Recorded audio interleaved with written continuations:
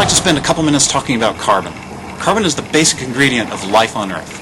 Animals consume carbon-based fuel, and they release some of that excess carbon by breathing in oxygen and breathing it out as carbon dioxide. Plants do just the opposite. They absorb CO2 and release oxygen. This process is known as the carbon cycle, and it's one of the key balancing acts of life on Earth. Years ago, we started to build machines that also consume carbon-based fuel, like coal and oil, and they too release that excess carbon into the atmosphere. The difference is that the fuel they consume comes from deep in the ground, where that carbon was essentially retired from the carbon cycle, until we found a way to extract it. The resulting increase in carbon in our atmosphere is measurable, and it's creating changes in our climate and oceans. With all this carbon coming out of retirement, the role that nature plays absorbing it has become critically important. When we learned about the carbon cycle in school, we were left with the image that forests and grasslands did all the work, when in fact a lot of carbon is absorbed by life in the ocean.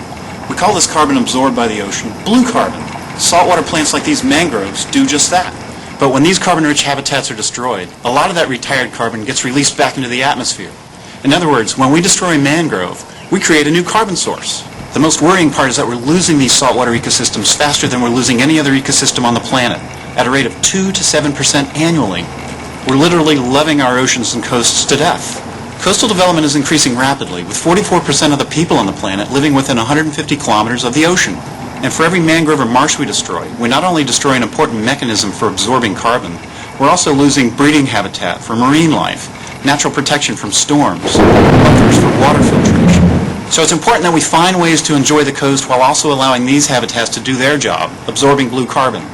You can play a role in protecting our oceans and coasts. Spread the word. Tell your friends, tell your family. Let people with decision-making authority know that you care about your coasts. All right. Kind of fun to have a little refresher, right? So what we're going to do now, we'd like to visit objective number 1, which is getting to know who's here today. So what we're going to do is we're going to pass this around just so you're aware we are filming this. So anything, as we have questions or if we need to float around the room, just make sure you're speaking into a mic if you do have something to say to the group. So I'll start over here. And while you're doing this as well, sorry, Ray, I didn't mean to pull that away from you. Just state your name, affiliation, and maybe a reason why you're interested in blue carbon or why you think this is, kind of a neat topic that you want to know more about. Okay. Hello, my name is Ray Mooney. I work for the Coastal Bend Bays and Estuaries program, and I work on a lot of the water quality and sediment quality projects, and this year we had some blue carbon project ideas come to our program, so looking to learn more about it. Kim Jackson, UTMSI. I work with the seagrass with Ken Denton, and that's why I'm here. Katie Swanson, I'm the stewardship coordinator here at the reserve. I'm kind of interested in restoration, the marsh habitats. I do a lot of my work in the marsh and mangroves, so just looking to learn more. Julie Findley, I'm a retired school teacher from here in Port Aransas, and I work part-time with the Mission-Aransas NER. I also work with the summer science program that Ken Denton started, so I'm always looking ways to spread the word with education, and that's what I'm hoping to learn. Hi, I'm Colleen Simpson, and I work for the new Oso Bay Wetlands Preserve and Learning Center. We're 162 acres on Oso Bay in Corpus Christi, and we're the first staffed nature preserve run by City Parks and Rec. And so I'm looking to understand a little bit more about the value of our habitat and help share that with others. Hi, my name is Audrey Henson, and I'm a PhD student at Texas A&M, and I work on the tidal wetland blue carbon stocks. My name is Amanda Reinhardt, and I work for Artist Boat. I'm in a really bad position here. And I'm the education program manager, and I'm interested in incorporating blue carbon into our education programs at Artist Boat. Hi, I'm Diane Ady, I'm a biologist at Aransas National Wildlife Refuge, and I'm just here to learn more and see how this could help our restoration projects. I'm Bo Hardigree. I work in the Fish and Wildlife Services Coastal Program, and so we fund and provide technical help for coastal restoration projects. And so as part of that, it would be nice to kind of know what these blue carbon benefits are for some of these projects. We specifically do the projects most of the time with a species in mind that we're trying to benefit. So we have a population goal or habitat objective that we're trying to meet for a particular species. So understanding how this also might help in the carbon sequestration environment would, I think, help justify and help build the support for these kind of projects. I'm Barbara Keeler. I'm with the Environmental Protection Agency out of Dallas. I'm with our marine and coastal programs and work largely with coastal restoration projects in Texas and Louisiana. And I'm starting to coordinate a climate change program for our water division activities. Jace Tunnell with the Mission-Aransas Reserve, and I'm about to give you a 10-minute spiel on why I think it's important and what I'd like to see done around this area. So I'm not going to bore you anymore with that. Thanks.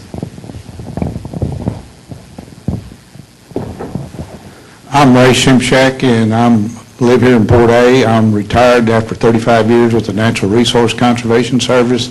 I spent my entire career working in managing ecosystems with primarily private landowners, but also with other parks and recreation departments and other entities like that. And I'm just here to learn a little bit more about the coast and stuff. So, Dave Sullivan. I'm with Naismith Engineering. I manage environmental and planning. I've been permitting facilities, core permitting, air, water, wastewater for about 42 years. And our clients are cities and counties and in industry. And I was looking at the roster and noticed there was nobody in this room from industry, which I thought was kind of interesting. But anything that involves a market-based pollution control, I'm trying to keep up with it. And it's coming. Anyhow, thanks. I'm Erin Hill with the Center for Coastal Studies at Texas A&M University Corpus Christi. I'm here to learn more about blue carbon, and I do a lot of work with water quality issues in our area. Good morning, buenos días. My name is Enrique Pena from Cali, Colombia, Universidad del Valle. And we are here to learn a little bit more about the blue carbon on mangroves ecosystem and the role of algae especially, and what algae can contribute to the blue carbon dynamics. I'm Loren Hutchison. I'm a PhD student at the Hart Research Institute at Texas A&M Corpus Christi. And part of my dissertation is looking at carbon storage of marshes and mangroves in the northern Gulf of Mexico. And I'm also here to learn more. Hi, I'm Carlotta Santos. I work at the Hart Research Institute as well, at the Socioeconomics group. And we work a lot with ecosystem services, and I was also involved in a project where we valued carbon sequestration by mangroves and marshes. So I'm interested in this area. I'm David Yoskowitz, Hart Research Institute. I take orders from those two. And you'll hear more from me later, but my focus has really been on kind of looking at the social values, ecosystem services provided by all of our coastal systems, but now focusing more on blue carbon. I'm here to learn a lot as well. My name is Marta Palacios from Colombia. I'm working on a carbon budget in mangroves. We have on the Pacific coast about 500 acres on mangroves. So I'm here to learn from all of you. Thank you.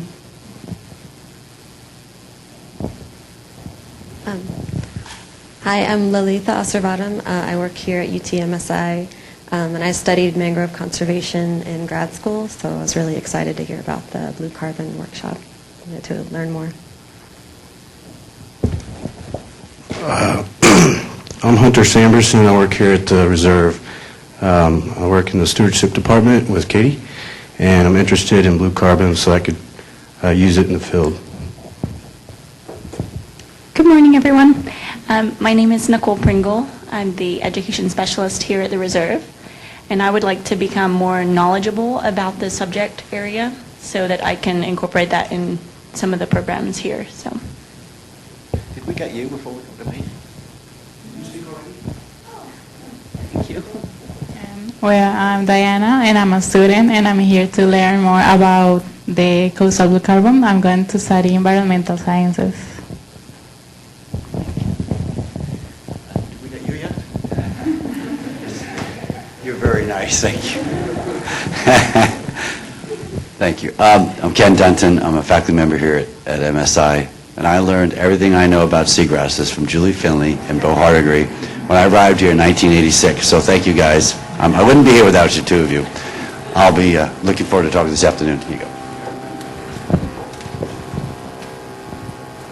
Hi, my name's Steve Crooks. I work for part of my time as an environmental science associate at a wetlands restoration planning company. We've worked on about 2,000 projects over the last 30 to 40 years. And I got involved in blue carbon. My PhD was on coastal wetland soils and how they respond to climate change. And back in 2008, I wrote a white paper for the forerunner to the Californian climate market. And it's consumed my life ever since. And so I've been involved in a number of issues, and I'll tell you more about that in a little while. But I'm really excited to be here and learn a lot about the wetlands of Texas and what you're all doing. I'm Stefanie Simpson. I'm the Blue Carbon Program Coordinator for Restore Americas Estuaries, and coastal wetlands has been a part of my life for all of my life, and it's a huge interest of mine. And I think that nowadays, with more and more we're talking about carbon, both nationally and internationally, and the role that it plays in our environment, that it's very timely to incorporate coastal wetlands into that conversation, because they have a very significant role to play. And I think that this is a great way to elevate them, their prioritization for restoration and conservation, both nationally and internationally. My name is Alan Berger. I'm with the San Antonio Bay Partnership. We're a regional nonprofit whose mission is to try to protect our local estuaries. And I'm here looking for another argument as to why we need to protect these amazing places. So. Hi, my name is Fred Reinecker. I'm a student. I'm just here to learn a little bit more about blue carbon. Hi, my name is Kelly. I'm also a student, and I'm actually from Wisconsin, so I'm just learning to, or want to kind of learn more about the area since I'm used to snow.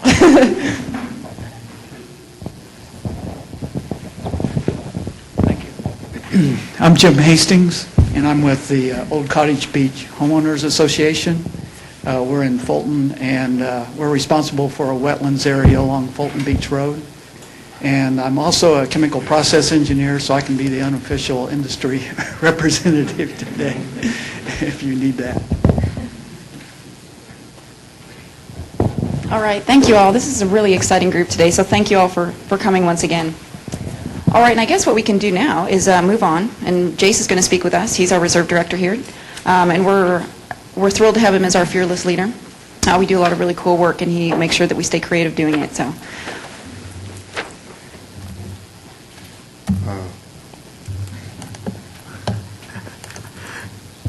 Thank you, thank you. Does this work? Yep. Okay. Thank you for coming. I've actually had a lot of coffee this morning, so if I say anything inappropriate, okay, you know why. I got a lot of the caffeine in my system. Okay, this is the first one. And I don't know, I don't remember you saying this, but this is actually a smoke-free campus. And so we do have a designated area for... Sorry, Jace. You can turn that one off. And that's the jetties out here. So feel free to go on out to the jetties and have your smoke out there. But leave the wacky tobacco behind. Oh, here. There we go. Okay. Whoa. Yeah, that works good. So I really like this, one of these handouts here. Further down, Bo tells me. Okay. You hear that? Is that better? I don't even need one of these. The camera can pick me up. So I really like this handout here. It shows carbon storage, per hectare. And what's interesting about this is if you look at where in the Gulf at the 5 different reserves, and you look at where these workshops have been hosted, so you get down to Rookery Bay, which is down the southern end of Florida there, you have a lot of mangroves. You kind of go up and to the northern part of the Gulf of Mexico. Some have seagrasses, some have saltwater marshes. Where you get down to where we're at, and everything's bigger and better in Texas, right? We got all 3 of them. So I think this is really exciting that we're all getting to get together, and we'll be able to talk about all three of these types of habitats that have a huge value. To bring it down to a local level, and I really like this map here because not only does it show the reserve boundaries and kind of where the reserve system does our research. We also do stuff outside of that, but this is kind of our core area. But it shows the habitats that you can find in this area. So it has the wetland marsh, it has the oysters, it has seagrass on there too. So it kind of has the things that we'll be talking about today. Although I doubt we'll be talking about oysters, but that's another cool habitat type. What I wanted to do now is, I know a lot of us we talk about carbon storage, we talk about habitats and stuff. I know some of y'all are from out of town, and I have to have a video in every presentation I give. So we're going to play this video so you can kind of get an aerial view of our area. Just use the mouse and click on it. It should open right up.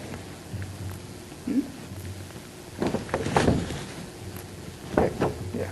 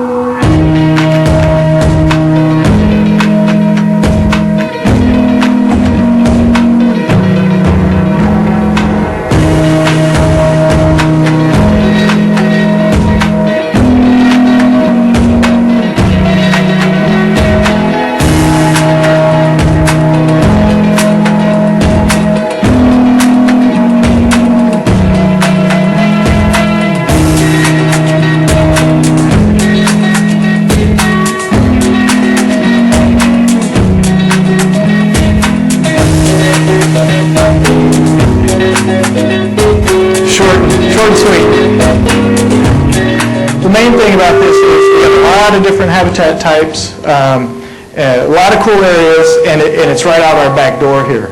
And so a lot of these places are almost a walking distance. Some of it's a 2-mile drive. Some of it's a 15-minute boat ride, and you can see all these things. So just a huge amount of resources. So we talk about the connection to the community. This is an ecotourism based community here. Everything we do is based on fishing, going in the wetlands, birding. We're the birdiest area for the last 10 years, or decade or something like that. So one of the main things that we have is wetlands, and we have all the wildlife and birds and fish that come to this area, and that draws the people here. And we got a lot of carbon storage, and so the connection to the people is important to be able to protect that. Now, we just finished our management plan review for the reserve here. We have to do that every 5 years. So we just finished it. It took about a couple of years. Our last management plan was 10 years ago. So I say every 5 years, but it takes a while to come out with a new one. But so our goals, we want to be able to understand the ecosystem functions, and we want to be able to promote that to the people. And so that's gist of our goals. And looking at blue carbon, I think, is one of these things that is a missing piece that we've had. I know the estuary program about 5 or 6 years ago, and some of y'all were in this room. David Yaskowitz, I know, and Loren, y'all were a big part of this too. We looked at trying to get a plan together that showed the importance of habitats. And we were looking at ecosystem services. We wanted to be able to show the Corps of Engineers that when you're looking at mitigation, you don't have to just restore what's impacted. So a barge comes out or something, and there's a wreck, and you have an impact to 1 acre of seagrass. You don't have to go in and restore just seagrass. What else is important? Maybe we need emergent marsh. Maybe we need another habitat type. We didn't quite get there with that plan, but I think that this could have been this is the missing link here. So I think when we're looking at carbon storage, there's a huge opportunity here to show the value of these areas and link that into mitigation.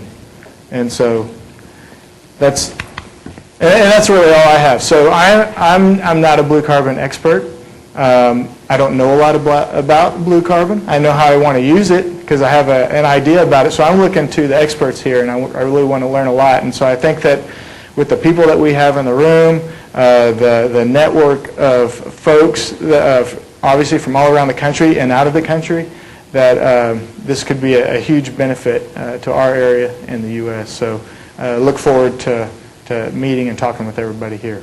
Thank you.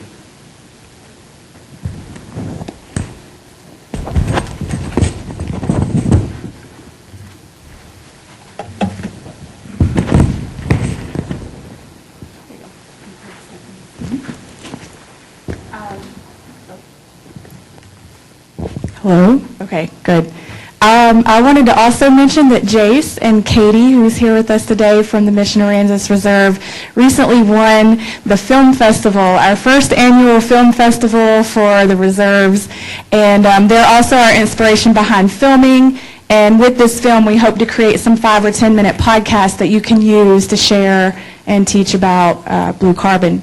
So what I want to do now is introduce Stefanie Simpson. She's the Blue Carbon Program Coordinator for Restore Americas Estuaries.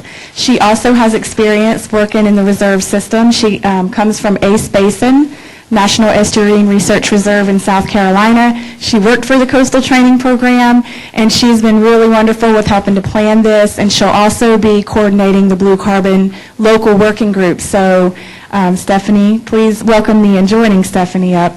And she'll be talking about an introduction and give us an overview and really educate us on what blue carbon is.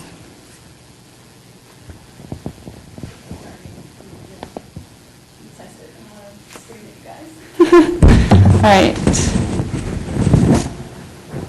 How does that work? Does that work okay? All right. Thank you, Jacqueline, and thank you, everyone, for coming here today and wanting to know more about blue carbon. I'm going to be giving you a very high-level overview of what blue carbon is, which I think is good considering a lot of you maybe haven't really heard of it much before or have very limited knowledge of it. But at any point, please stop and ask me questions. And if I don't know the answer, then probably Steve Crooks know the answer or someone else in the room. So definitely stop and ask questions along the way. So I first want to give a little bit of background about Restore Americas Estuaries and who we are and why we're doing things like these workshops. We are a national nonprofit. Our headquarters is located in Arlington, Virginia, just outside of D.C. And we're mission-driven for the restoration and conservation of our nation's wetlands. But we also lead an alliance of 10 Save the Bay organizations across the country, across the Atlantic, Pacific, and Gulf Coast. We have a Texas member, the Galveston Bay Foundation. And just recently, we actually are in the works to have another one of these workshops in the Galveston Bay region as well. So we're excited that we get to do 2 workshops in Texas, this being our first one. And of course, we don't just work with our members. We work with the NARES systems. We work with the estuary programs. We love working with the NARES because they're great at getting people like you in the room, working with their stakeholders, connecting the science to the managers, and that's exactly what we like to do too. So blue carbon gets into the weeds pretty fast, and it is a new and evolving field. So I want you all to keep that in mind, and I want this to not be how you feel when you walk out of this room today. It's going to be a lot of information thrown at you, but again, please stop and ask questions along the way, and we'll have hopefully some great discussion later on in the day. So as we're talking about blue carbon and the different kind of opportunities that there are to use blue carbon to help elevate our coastal wetlands, be thinking about how this can align with your own goals as coastal managers or researchers and how you could use it in your own work. And then we bring that to our discussion this afternoon. So overview of what I'll be talking about, just a general overview about blue carbon science, about why it's important and how we can use it as a driver for conservation, to meet conservation goals. And then I'm also going to dive into the carbon markets, which I think is probably also a relatively new topic for a lot of people in here, but it is an opportunity for us to use the carbon markets to help bring additional finance to restoration and conservation efforts. So I'll be giving kind of a background about carbon markets. Scott Settlemyer is going to be here later today, and he I think Jacqueline, she mentioned before about he actually helps to develop carbon projects, so he can give more information about that as well. But I'm going to talk about how coastal wetlands are becoming slowly, but inevitably they are becoming incorporated into the carbon market. So estuaries, I think everyone in this room probably knows why we love estuaries. They have provided us with so many different benefits that we know about, some that we don't know about, some that we're still learning about.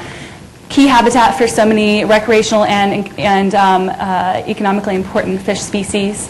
They're fun to be in. They provide improved water quality, shoreline protection, so many benefits. And now we're learning that they also sequester and store carbon.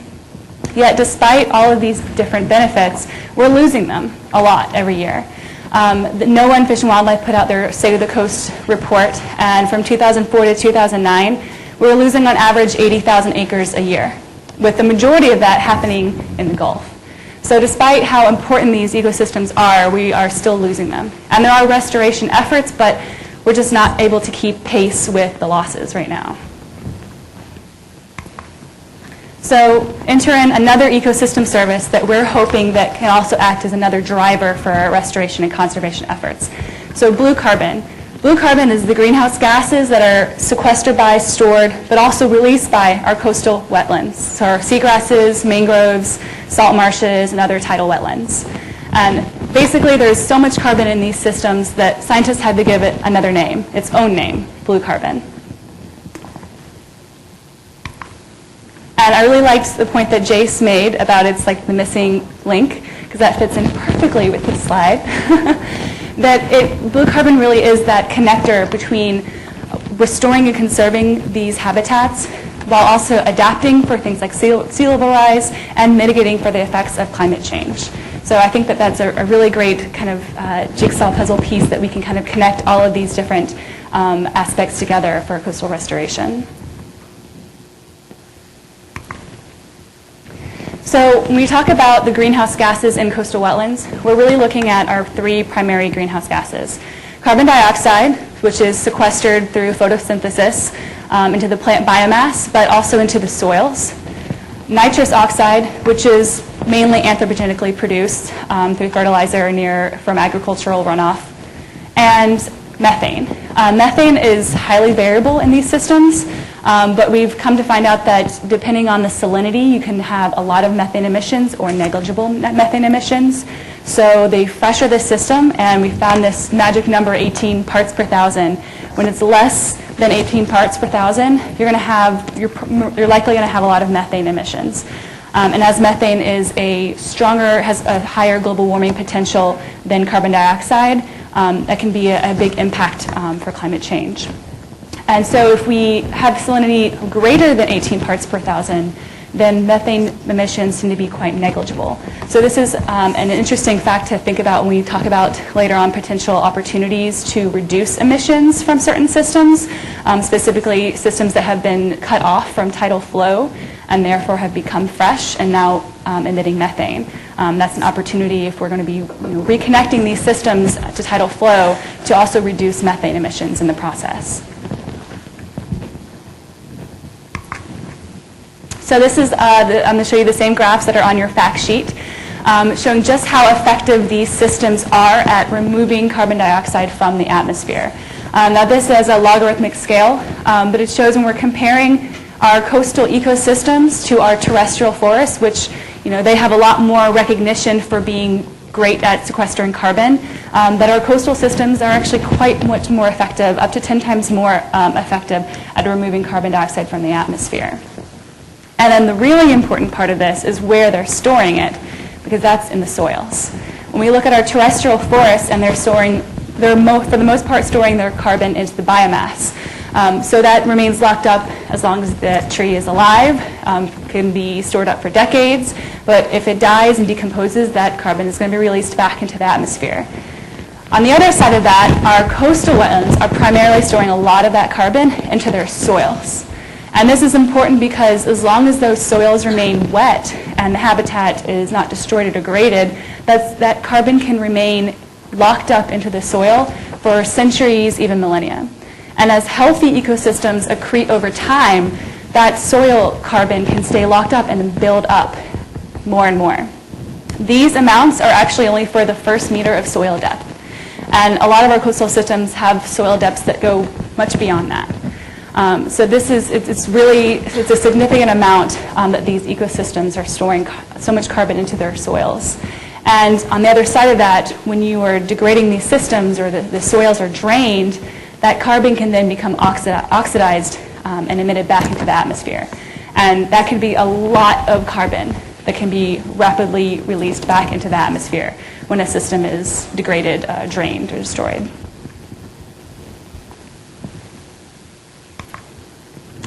So I just kind of wanted to give a little bit of some comparisons as we were thinking about how much carbon this could be. A Hummer driving about 15,000 miles emits about 11 tons of carbon dioxide equivalents. Prius about 3.5, whereas 1 hectare of salt marsh removes about 8 tons of carbon dioxide every year. So these are significant amounts. And this is just the removal. This isn't what it's storing already in the ground and what it has been storing for centuries.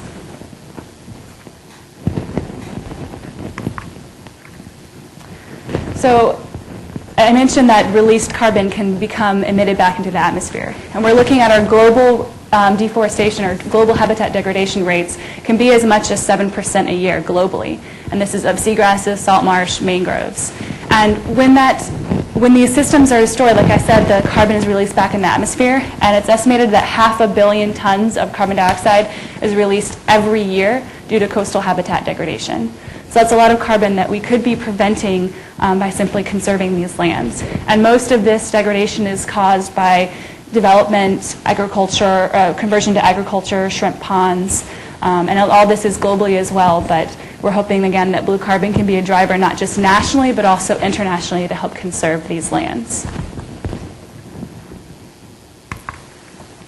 So I'm going to share with you our strategy at RAY to do this, to use blue carbon. The first, I mentioned before about carbon markets. We're working to incorporate coastal wetlands into the carbon markets. Terrestrial forests have benefited from carbon markets from producing offsets that other companies will then purchase, and then that finance goes back into those projects. Coastal wetlands have not yet been incorporated into the carbon market, so that's one of the avenues that we're taking to use blue carbon to help benefit these habitats. And I'll get more into that in the second half of this presentation. We're supporting the science. I mentioned this is a relatively new field.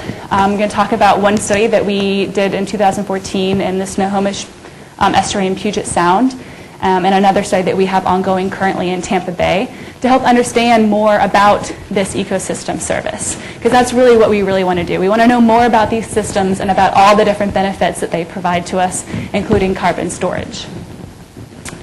We're also exploring policy and regulatory options. What happens if we include carbon storage and sequestration into NEPA, into NERDA? Is that going to have a benefit for coastal wetlands? Are there negative side effects that could happen if we're only managing for carbon? So we're looking at the different options for incorporating carbon storage and sequestration ecosystem services into existing policies and regulations. And we're working with our fellow agencies, NOAA, Fish and Wildlife, USGS, EPA. They're all actively looking into blue carbon as well. Coordinating initiatives nationally. 5 or 6 years ago, maybe there wasn't much going on with blue carbon, but now there's projects going on all across the country. There are regional working groups popping up. We're hoping to be able to start a regional working group in this area as a result from this workshop, thanks to our funding from the Fish and Wildlife Service Coastal Program and the NARE Science Collaborative. They're supporting this endeavor to be able to not just have this workshop, but follow up with additional support that we can help support projects, what opportunities you see available in this area. So again, be thinking about that, about what's science opportunities, about market opportunities, because we do have funding support to help get some initial projects off the ground. And raising awareness, building capacity through projects like this, and webinars and conferences, meeting with federal agencies, just kind of spreading the word because this is a still relatively new ecosystem service. So here's one study that I mentioned in Puget Sound in Washington, Snohomish Estuary. we wanted to find out how much carbon could coastal restoration actually help with, how much could it remove. And so they looked at existing, past, existing, and future planned restoration projects and found that current restoration plans, which I think was about 1,300 acres, right, hectares, 1,300 hectares, could result in 2.5 million tons of carbon dioxide being removed from the atmosphere over the next 100 years. And that's equivalent to 500,000 cars being taken off the road for a year. So a significant amount. And again, this is what's being removed from the atmosphere, not even taking into account what you are preventing from being emitted that's already locked up in the ground. And if full restoration of the whole estuary, 4,700 hectares, could result in 8.9 million tons of carbon dioxide being removed over the next 100 years. And that's the equivalent of 1.7 million cars being taken off the road for a year. So, and this is just one estuary in one part of the country. So again, I think this means that there's a lot of potential that these habitats could really have an impact for climate mitigation. I also want to mention that we use the same project approach to do a project right now in Tampa Bay, which is really exciting because Tampa Bay is kind of the next step in this process because it also has mangroves, seagrasses, and salt marsh, so we can look at all three of those habitats. And Steve Crooks he's one of our leads on this project, so he could answer more questions. But in addition to looking at what the potential carbon sequestration is for restoration efforts in Tampa Bay, they're also developing a model to show different management scenarios and what kind of impacts that could have on the carbon, depending on what kind of management scenarios you take. So really interesting, taking into account things like sea level rise. So again, that missing puzzle piece between conservation, restoration, adaptation, and mitigation. Sure. The 1.7 million cars, just to be clear, we took a 100-year time frame for the project for restoration. And so that's 1.7 million cars over the entire 100 years. So if we annualize it, it would be 17,000 cars per year. So it's not 1.7 million per year for 100 years. Right, yes. I like this number because it's better. Any other questions? I'm sorry? What kind of restoration are you talking about? I mean, is something been impacted or destroying or changing habitat or what? In this case, it used to be forested tidal wetlands and emerging wetlands. Here they use organic soils, and so when the land agriculture came in the 1930s, and then they drained the land and the land subsided. But actually here the reed beds produce a lot of carbon. When you build soil about a centimetre per year, so they actually sequester quite a lot of carbon very quickly. And I wasn't going to talk about the Snohomish, but I can put a quick example and show you what the Snohomish looks like. Other questions? I tend to talk really fast, so trying to make sure I slow myself down a little bit.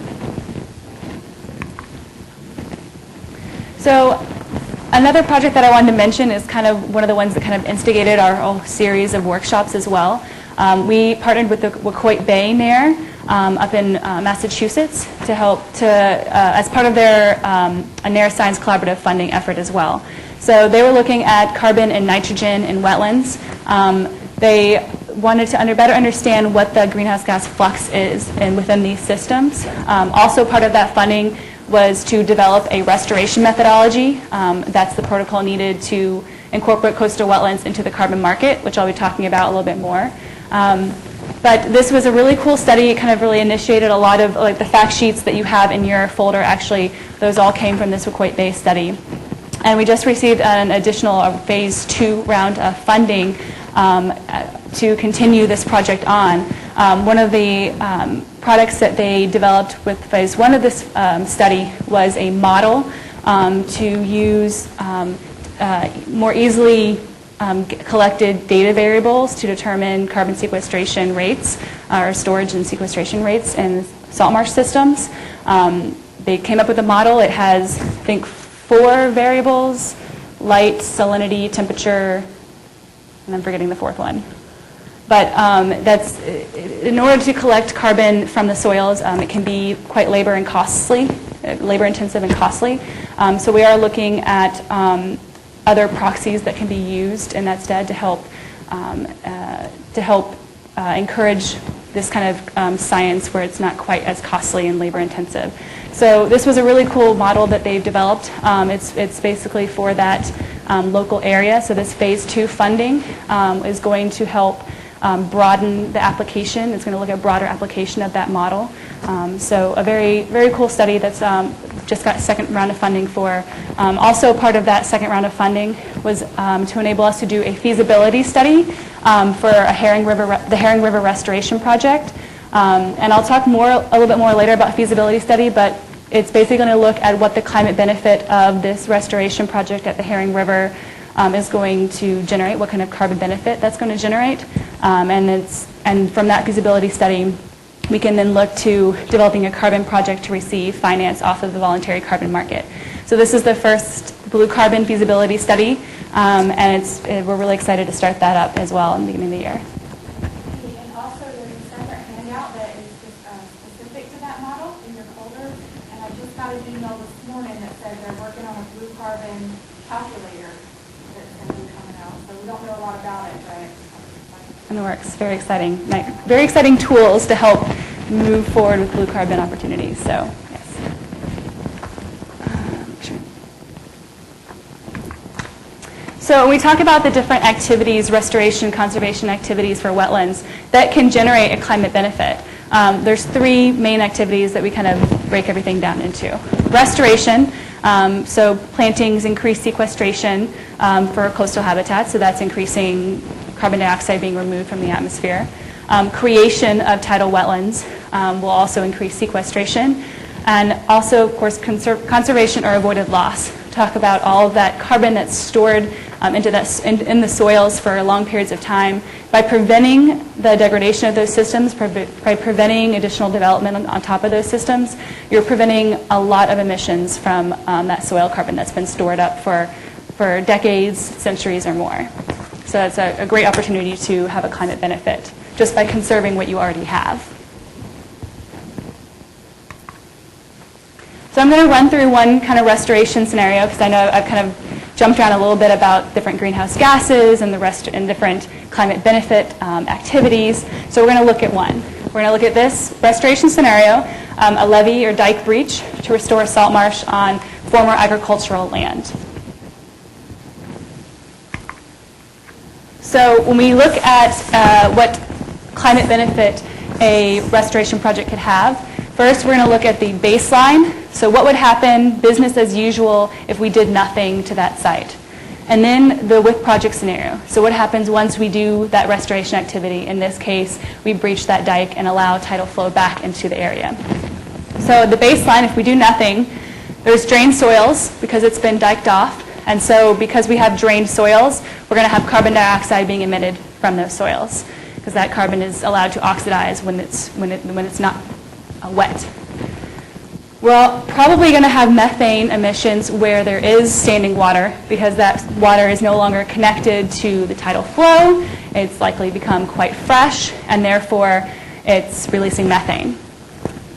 And because it's former agricultural land, we're likely to have nitrous oxide emissions as well.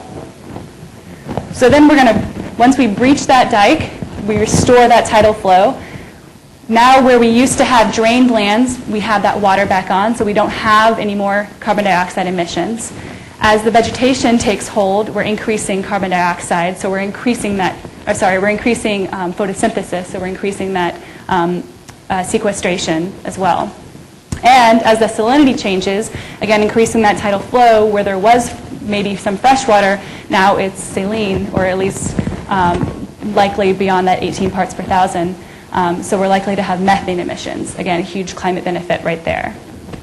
And also likely to have reduced nitrous oxide emissions because we no longer have that fertilizer input from the former agricultural lands. Are there any questions about how that works? Does it make a little bit more sense about how gauging the climate benefit of a restoration project? Okay. Because I think So from there, I'm going to start talking about carbon markets.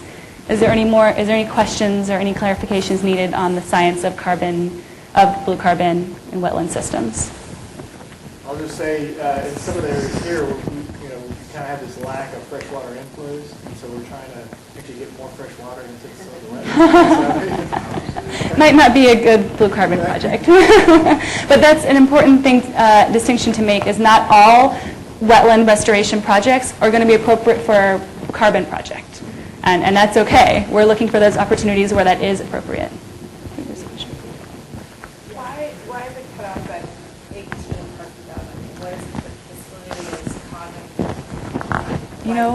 I'm going to let Steve answer that question, because then it's methanogens and all that stuff. Producing bacteria, progressing to take charge as salinity goes down.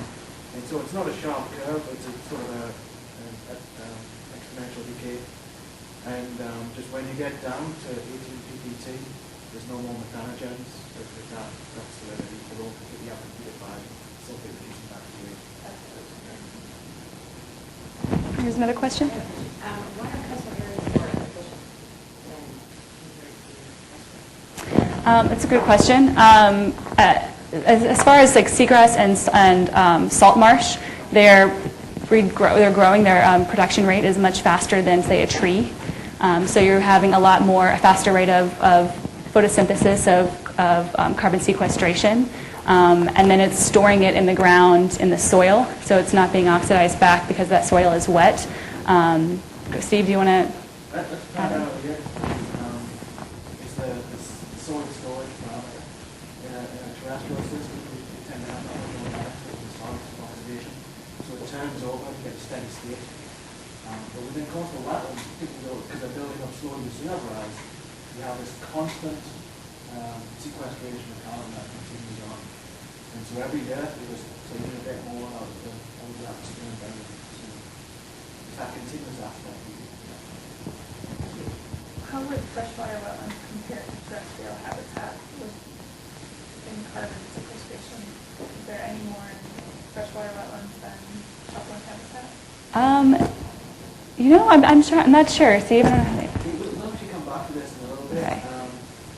When you look at restoring freshwater wetlands, they sequester more carbon, but they also produce methane. And so in the short term, it could be a net balance. They balance out. When you look at the existing wetlands, you have to take the half-life of the methane into account. And so there's a global warming potential aspect, and there's a global cooling potential, which is kind of a new thing that people started to put together. And so wetlands produce methane, but it's got a half-life of 12 years, so after about 100 years, it's pretty much gone from the atmosphere again. But CO2 has a very long half-life, and so if you emit it, it's there for a long time, causing warming. So a lot of existing wetlands, even though we're emitting methane, have a net cooling potential when you look over the life of the wetland. And so it depends upon how you think about it. So the existing wetlands, they're net coolers of the atmosphere over the long term.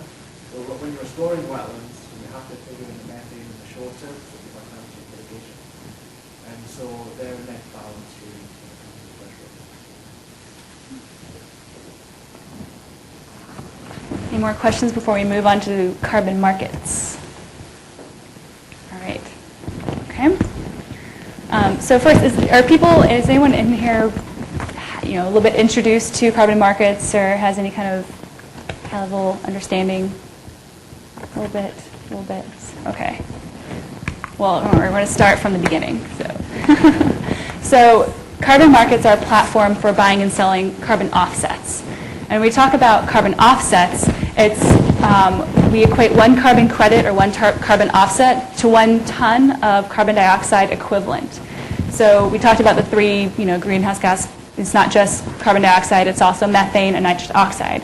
So in those cases, those other greenhouse gases are converted to carbon dioxide equivalents. So we talk in terms of CO2, but it's not just CO2 that we're looking at to reduce in the atmosphere. So companies, industries, individuals who would like to offset their emissions may be interested in purchasing offsets. Usually when you're looking at reducing an overall carbon budget, you want to first reduce what you can and then offset what you can't. So companies will reduce what they can, and whatever they can't offset, they can purchase these offsets. So carbon projects are projects that either reduce emissions or prevent emissions from happening. So a wind farm is a great carbon project because that's preventing emissions from ever being generating, because it's generating clean energy, right? So, but reforestation projects such as, reforesting trees, but also coastal wetlands, remove carbon dioxide from the atmosphere. So for every ton of carbon that's removed from the atmosphere or prevented from being emitted, you get 1 carbon offset. So when these companies purchase a carbon offset, the money from that purchase is then cycled back into that sustainable project, therefore providing an additional source of funding for those projects. Any questions about that? Okay. So there's basically 2 types of carbon markets. There's compliance markets and there's voluntary markets. In the U.S., of course, we don't have a national compliance market yet. I don't know. But we do have some regional carbon markets. The Regional Greenhouse Gas Initiative, or RGGI, in the northeastern states, and also the California cap and trade system. I'm not going to go too heavily into this since we're in Texas, we're not in California, but I do want to use the California cap and trade system as an example of how a cap and trade scheme works, just for your benefit so you know. And who knows what that might, it is already happening, or other states are already talking about similar schemes as well. So the California Air Resources Board, the ARB, set goals to reduce their state's emissions to 1990 levels by 2020. So the way they do this is they set a cap on the emissions, and companies that can will reduce as much below that cap. But of course, not all companies are going to be able to, or industries are going to be able to do that. So for the amount that they cannot reduce below the cap, they can purchase allowances or offsets. The California market has quarterly allowance auctions, and progressively more and more, there'll be less and less allowances available for purchase. So in that way, it's reducing the amount that can be emitted. So companies will purchase allowances from the auction, and then they can trade these allowances between each other. And there's also an option to purchase offsets. However, for California, the limit on purchasing of offsets is only up to 8% to meet their obligation. So they're encouraged to reduce more as well. And currently in the California market, they do not have coastal wetland methodology for offsets. So they're not able to generate carbon offsets through coastal wetland projects in California yet.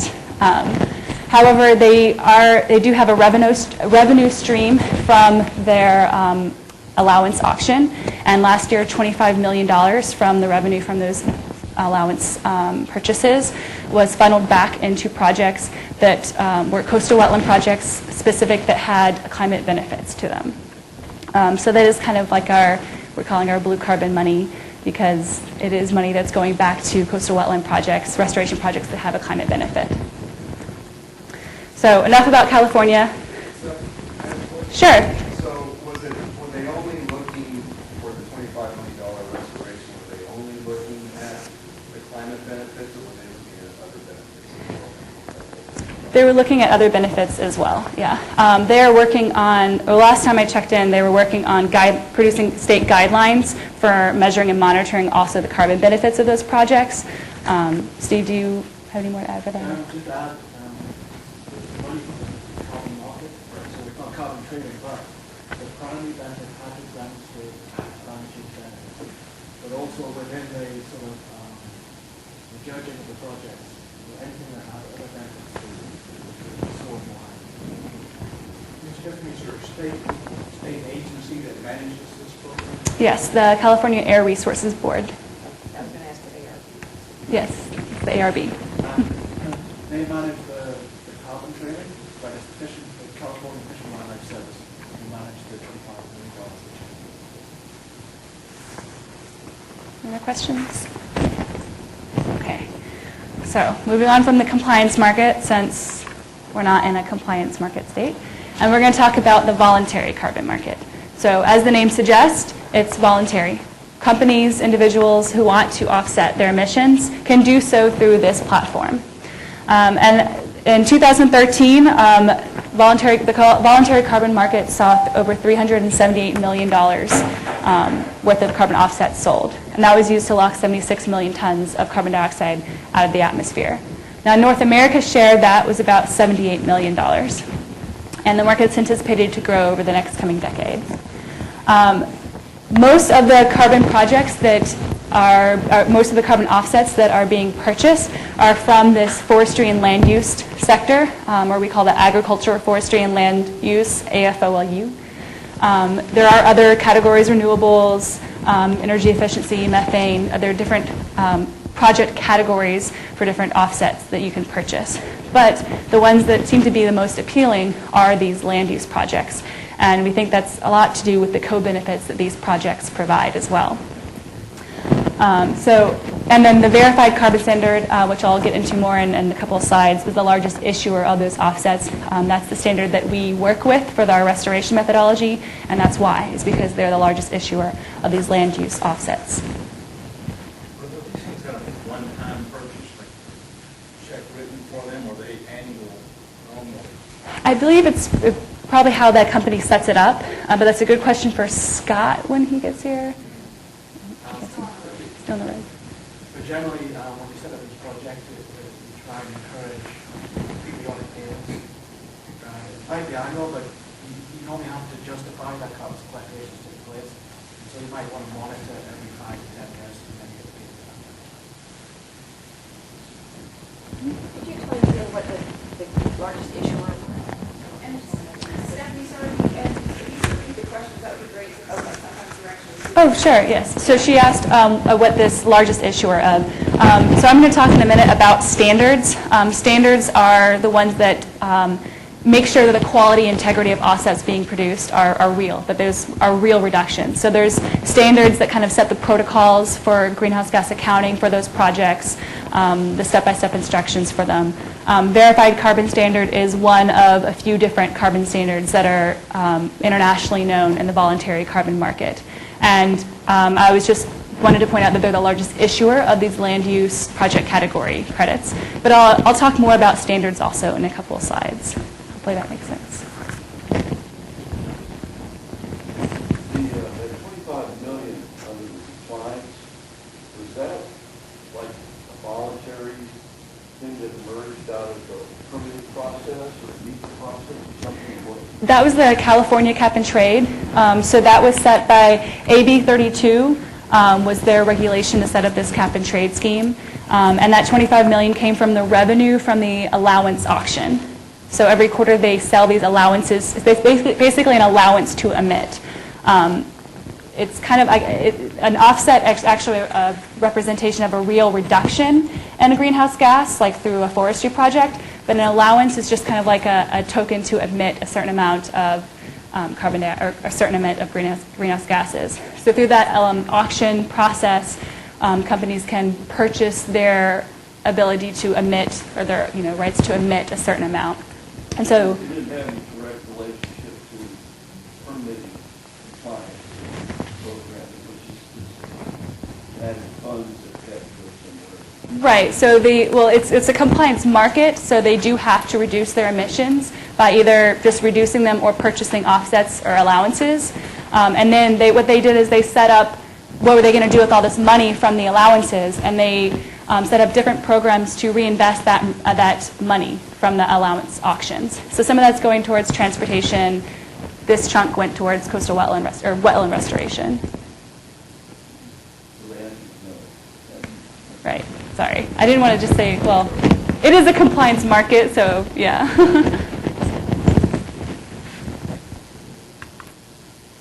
Okay. So I get asked a lot who is buying offsets and why.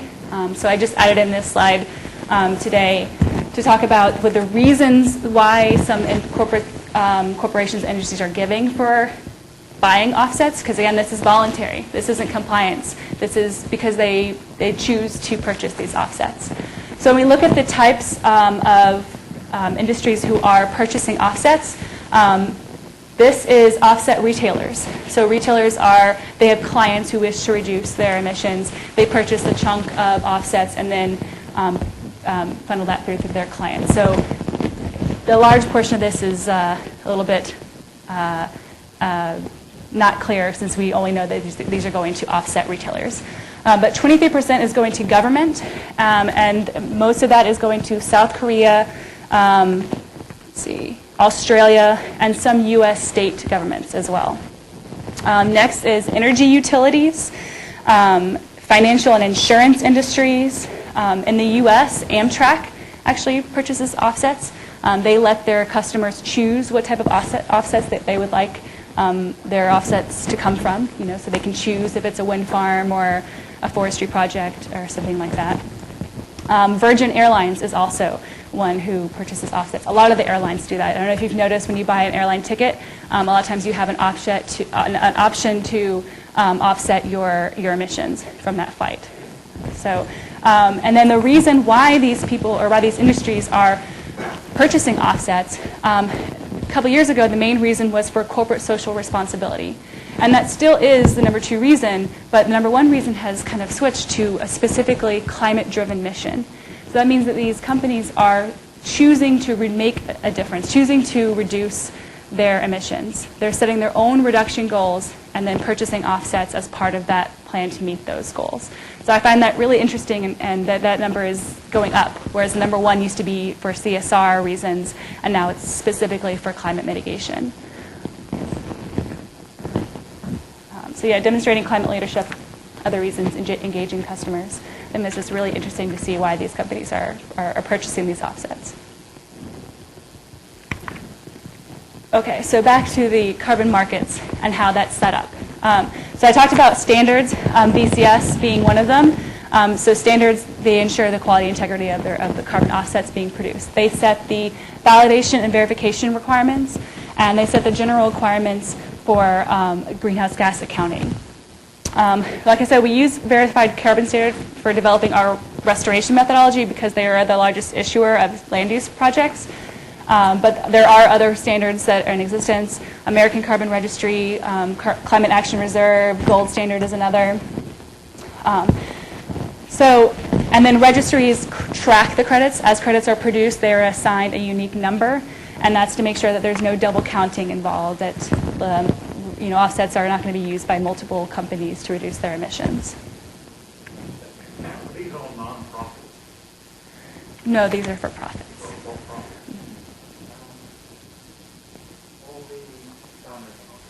All the standards are nonprofits? My mistake, I'm sorry.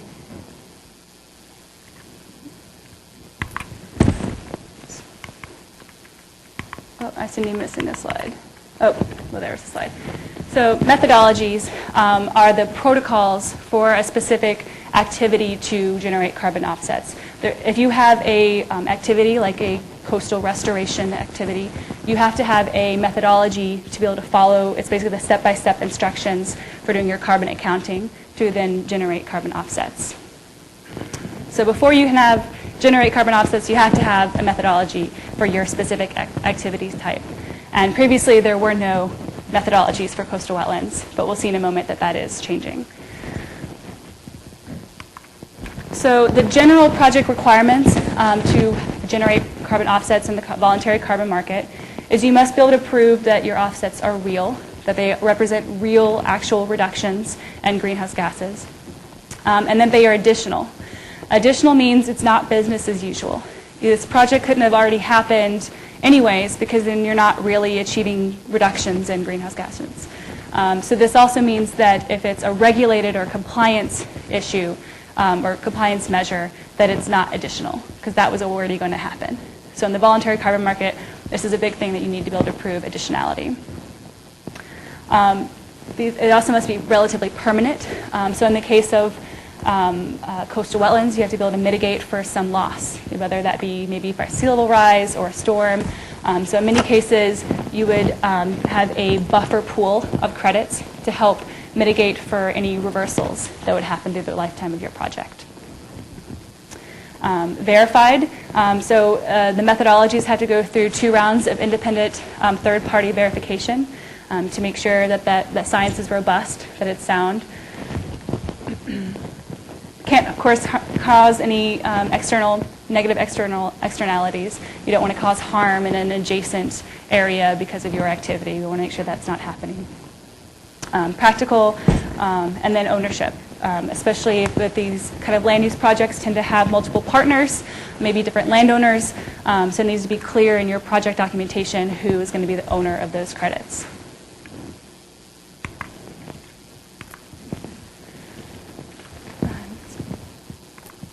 Okay, so in the market you have your wetland restoration conservation requirement that's underneath that land use category.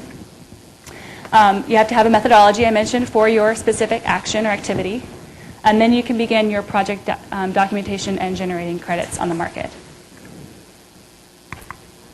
So the different methodologies that are available for coastal wetlands. There is a coastal wetland creation methodology. This was developed by the Louisiana Coastal Restoration Protection Authority under the Verified Carbon Standard. There's a restoration of degraded wetlands in the Mississippi Delta. That was produced by Tierra Resources in Louisiana, and ACR is the American Carbon Registry, so that's the standard that methodology is in. Yeah, and there's a handout in the folder as well about that. Oh, yes, perfect, yeah. And then we have our global tidal wetland and seagrass restoration methodology under the VCS. This is the one I'm going to be going into more detail in the coming slides because it is globally applicable. It's not just for one region or one activity. It's very broad in its application to restoration activities. And this is very, very, very close to approval, as in the next days, weeks. We're just waiting to hear back from the Verified Carbon Standard. We've already been through our 2 rounds of independent verification, and we've gone through those. So we are really excited about that approval. And we've also initiated the development of a global conservation methodology as well. So this tidal wetland and seagrass restoration methodology is for all tidal wetland and seagrass habitats globally. It covers a broad range of restoration activities, so managing hydrology, sediment supply, planting seagrass, planting salt marsh. There's a very broad variety of restoration activities under this methodology. And that issue I talked about before about additionality, proving that this wouldn't have happened as business as usual. We have a standardized approach in this methodology, and what that means is that you don't have to prove additionality for tidal wetland restoration projects in the U.S. And we were able to achieve that because restoration of tidal wetlands in the U.S. is so low, at about 1%, that anything basically is additional. So this is really big for this methodology to be able to do tidal wetland restoration without having to approve additionality in the U.S. Now, seagrass restoration and all non-U.S. tidal wetland restoration can still be additional, but you have to walk through the project tools to be able to prove additionality for those activities.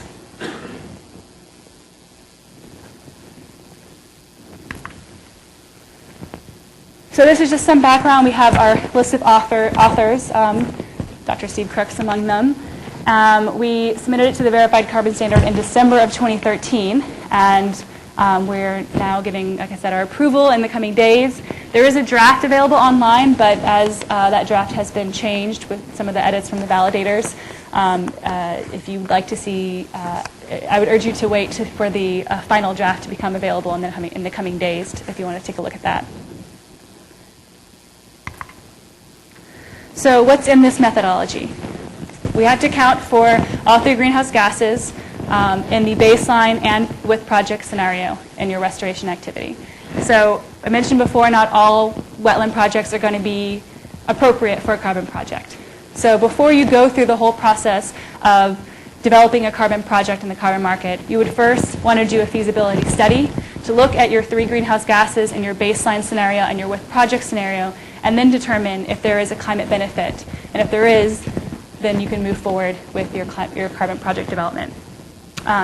Feasibility study not only looks at the greenhouse gases in the baseline and with project scenario, but it's also looking at the financial feasibility of it, the technical feasibility of the project, the different ownership aspects. It's a great way to look through your project as a whole, and maybe it's good for carbon projects and maybe it's not, but this is the first step that's necessary to know that.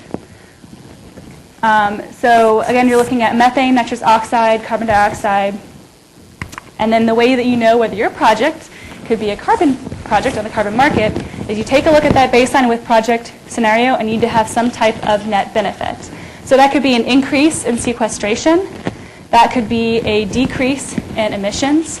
So you're still having some emissions, but you've decreased the amount of emissions in this system. Well, you still have a net project benefit. So you could still generate credits for this part right here. So there's a lot of different scenarios in there. Again, the feasibility study helps you walk through that process to show what the climate benefit of your project will be. Questions? Yes. You earlier mentioned that Texas is not California.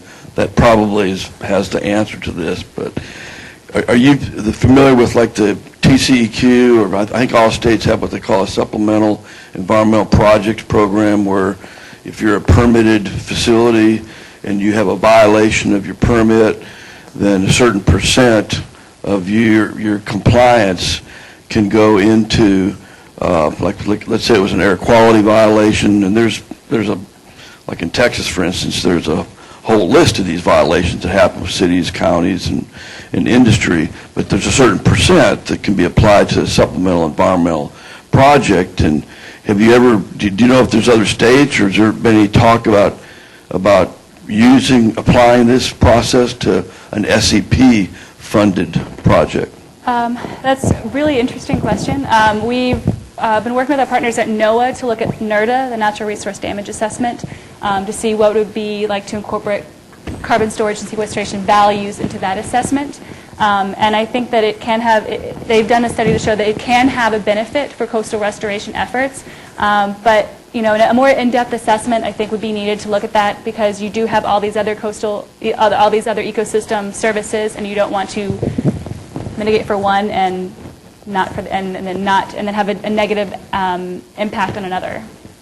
Yeah, because you cannot, with the SEP program, the way it's designed is that you can't spend the money, or cannot be a project that you're required to do as part of your permit compliance. It has to be something that's beyond that, and this is all certainly beyond compliance. And that's why I was just wondering if anybody's ever approached the TCEQ or EPA, maybe some other state, about using SEP funds. Not that I know of. You?